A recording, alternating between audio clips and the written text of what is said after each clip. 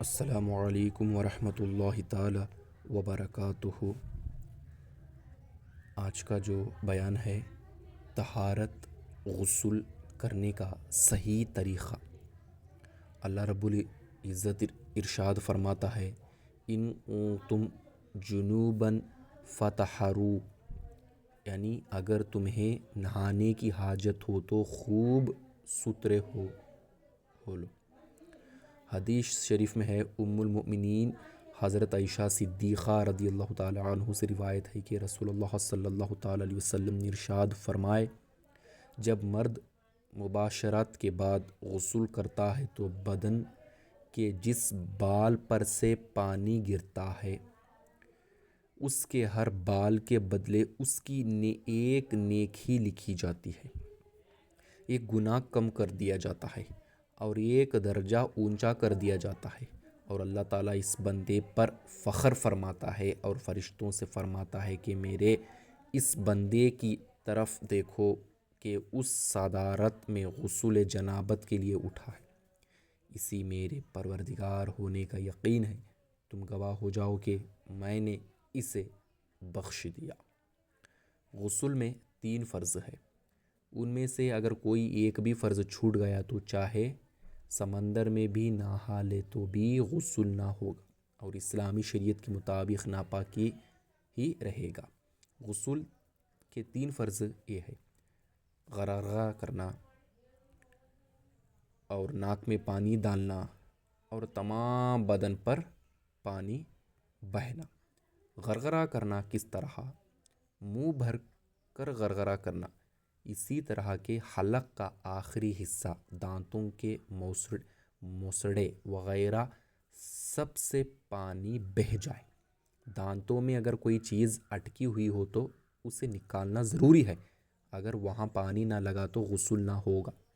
اگر روزہ ہو تو غرغرہ نہ کرے، صرف کلی کرے۔ اگر غلطی سے پانی حلق کے نیچے چلا گیا تو روزہ ٹوٹ جائے گا۔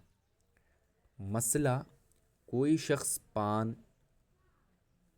کھٹا وغیرہ کھاتا ہے اور کھٹا دانتوں کی جڑوں میں ایسا جام گیا کہ اس کا چھڑانا بہت زیادہ نقصان کا سبب ہے تو معاف ہے، اور اگر بغیر کسی نقصان کے چھڑا سکتا ہے تو چھڑانا واجب ہے، بغیر اسی کے چھڑائے غسل نہ ہوگا۔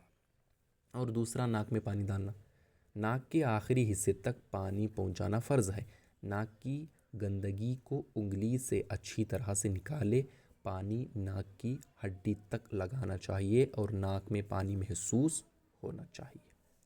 اور تیسرا تمام بدن پر پانی بہانا، تمام بدن پر پانی بہانے کے بال برابر بھی بدن کا کوئی حصہ سوکھا نہ رہے، بغل، ناف، کان کے سوراخ وغیرہ تک پانی بہنا ضروری ہے۔ مسئلہ کچھ لوگ انڈرویئر پہن کر سڑکوں کے کنارے سرکاری نول پر نہاتے ہیں، یہ جائز نہیں بلکہ سخت ناجائز و حرام و گناہ ہے، کیونکہ مرد سے بھی گھٹنے سے ناف تک کا حصہ چھپانا فرض ہے۔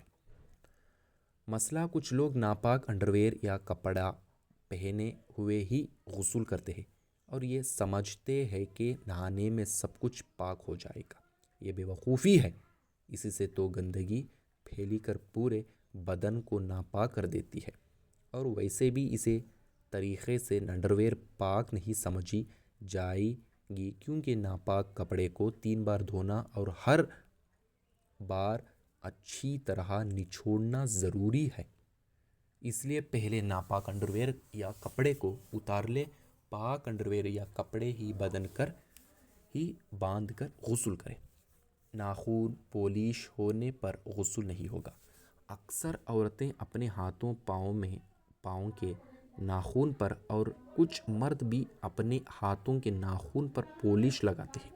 ناخن پولش میں اسپرٹ یعنی الکحل ہوتا ہے جو شریعت میں حرام ہے۔ مردوں کے لیے تو بہت ہی زیادہ سخت حرام اور گناہ ہے کہ یہ عورتوں سے مشابہت پیدا کرتا ہے۔ ناخن پر پولش ہونے کی وجہ سے غسل اور وضو کرتے وقت پانی ناخنوں پر نہیں لگتا، بلکہ پولش پر لگا کر پھسل جاتا ہے اور سرے سے غسل نہیں ہوتا۔ جب غسل ہی نہیں ہوا تو ناپاک ہی رہا، اور ناپاکی کی حالت میں نماز پڑھی تو نماز نہیں ہوگی، اور جان بوجھ کر ناپاک کرنا سخت گناہ ہے۔ اللہ نہ کرے اگر اسی حالت میں موت آ گئی تو اس کا وبال الگ، اور ناپاکی میں اکثر شیاطین کا اثر ہو جاتا ہے، اس لیے عورتوں کو چاہیے کہ ناخن پولش نہ لگائیے۔ یہ تھا کہ آج کا طہارت غسل کرنے کا صحیح طریقہ۔ السلام علیکم ورحمۃ اللہ تعالی وبرکاتہ۔